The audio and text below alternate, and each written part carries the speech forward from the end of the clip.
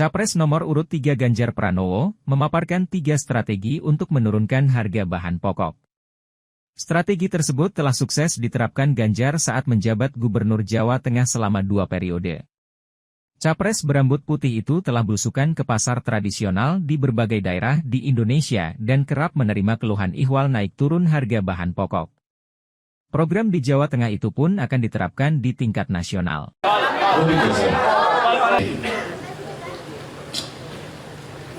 Jadi ya langsung saja Pak, ini otomatis ya, saya satu mendoakan Bapak jadi presiden.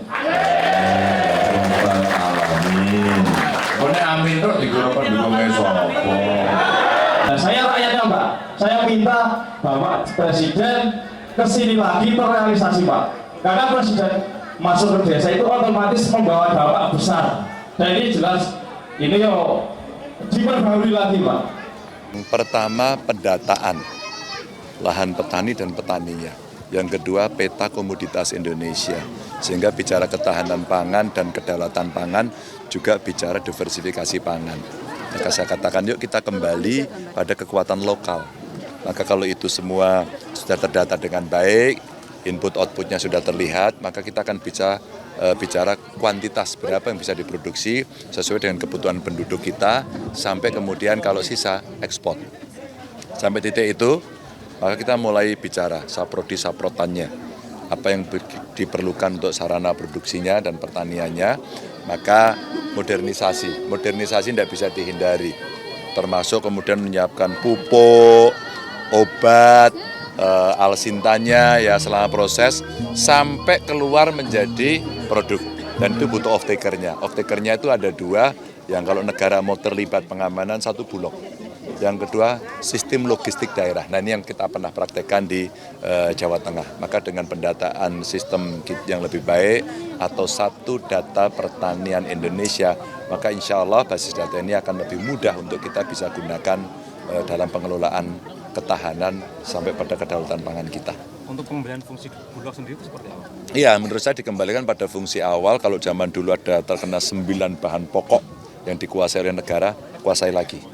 Maka kalau tidak, akan terjadi liberalisasi dan itu akan cukup membahayakan.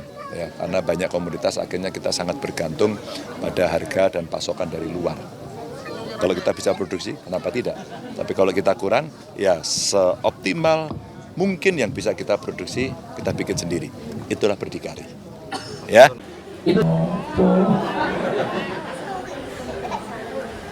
Bapak yang harus membereskan, tidak, jangan kewenangan dari tempat ini adalah setiap jam itu ada orang yang mampir setiap jam.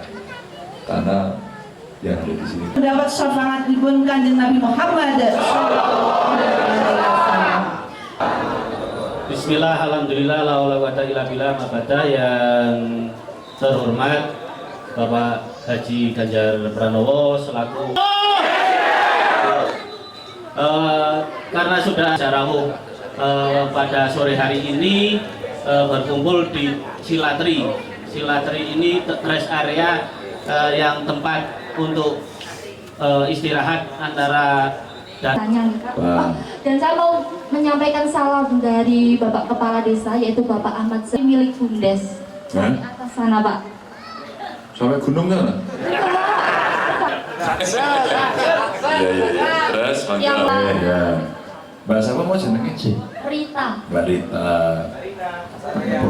Meskipun permintaan itu bisa dari mana? Satu, minta kabupaten maka binaan. Kasih jalan dulu. Mas.